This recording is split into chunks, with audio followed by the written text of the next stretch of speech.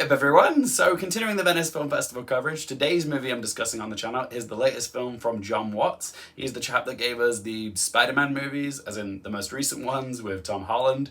His latest film is called Wolves, and this is a comedy starring Brad Pitt and George Clooney, who play a couple of fix-it guys who essentially come to like crime scenes and clean them up. They make it look like nothing ever happened. Kind of like Harvey Keitel's character from Pulp Fiction. The problem is they both work alone. They are lone wolves in this occupation. But when they both show up to the same hotel room to clean the same mess, they're told from their big bosses, the higher-ups, that they need to work together in order to get rid of the body. And as you can expect, there is a bit of friction between the two of them. They don't get on at first, but like every single buddy movie that you've ever seen that's ever existed, over the course of the movie, they learn to work together and then kind of like each other by the end of it. You've probably seen hundreds of iterations of the exact same story with the exact same character dynamics. It's been done many times before. So what did I think of Wolves?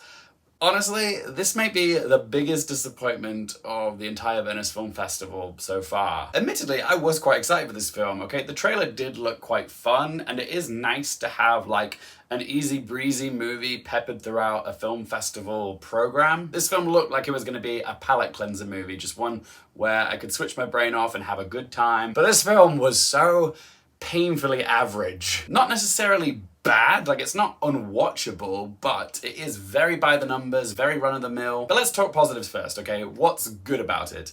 I will say that Brad Pitt and George Clooney are still a dynamite pairing on screen, okay? They still have that prickly, funny chemistry. They really do bounce off each other very well. They did provide the odd chuckle from time to time, but was it laugh out loud hilarious? No. It's kind of like Jon Watt was banking on the charisma and star power of his two leads that he forgot to tell an interesting story. The plot of this film barely ever takes off the ground. Basically, after they meet at the hotel and they find the body, they also find some drugs and they're instructed to try and return these drugs to whomever they belong to. Like, this is supposed to be a thrilling crime comedy with a little bit of mystery in it, but there is absolutely no conflict throughout the story. Actually, no, that's a lie. There is some conflict that comes later in the film when they go to this club, but it feels so manufactured, forced, and coincidental, really. Because when I get to the club and realize there's this Croatian crime boss played by Slatko Buric, you know, you might recognize from Triangle of Sadness, they can't be seen together by him, otherwise he'll know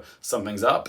And there is a very simple solution to him not seeing them, and even though they have to go into this club, one of them just needs to stay in the car and the other one needs to go in the club. That's all they needed to do, but they don't. It's just stupid. But they just go in together because we have to keep the plot moving. Also, there's a chase scene in this movie which is completely inconsequential. It does not add anything to the story. You've probably seen it in the trailer with the kid that does that wacky flip over the car. Yeah, this whole sequence just feels like it's in here to try and inject a little bit of excitement into the story, and it just really pads out the runtime. It is so completely unnecessary. I'm actually complaining about a chase scene in a film, something that's supposed to be exciting, but serves absolutely no function to the story. So yeah, this is one of those cases where if you've seen the trailer, you've probably seen most of the best bits of the movie. It doesn't actually get any more interesting once you sit down to actually watch it. So yeah, I wish I had more to say about this film, but it is just so disposable, which is such a shame because it definitely looked like it had potential, like it had comedy, it had mystery, it had action, it's got two of the most charismatic A-list stars in Hollywood. This really looked like it had the potential to be a fun popcorn movie to watch at the cinema, but sadly it does feel like a straight to streaming movie. It's conventional, it's unimaginative, and just in general, nothing about this movie really shines. All of it felt kind of flat. This is the first film from Venice where I don't need to mention its Oscars chances because, yeah, this film is going to get forgotten about so quickly. I've practically already forgotten it myself. It's one of those films where after it's been out for maybe 2 weeks, no one will ever discuss it again. All right, then let's ask them 3 questions. Firstly, would I watch it again? No, I don't think I'd ever watch this again. As much as I love Brad Pitt and George Clooney, love seeing them sharing the screen together again, not even they can elevate this piss poor script. Yeah, they're really on the struggle bus with this one. I wouldn't watch it again. Question 2, do I recommend it for you guys? Honestly, no. This film is super basic. The plot is barely there. The jokes are middling at best. If you're kind of curious about it, I want to check it out because Brad Pitt and George Clooney are in it together, then I'd say you're better off watching like any of the Ocean's movies again rather than this. But it is coming to cinemas for like 1 week before it gets dumped on Apple TV, so you can watch it there. But I got a feeling a lot of people probably end up switching off like halfway through. And third question, what score to give it out of 10? Wolves is definitely the biggest disappointment of the Venice Film Festival for me so far. It's not an outright disaster, but it is so unengaging and so disposable, so I'm gonna give Wolves a score of 3 out of 10. But as always, guys, it is just one bloke's opinion. I would love to hear from you. Are you still excited for Wolves despite everything that I've said in this review?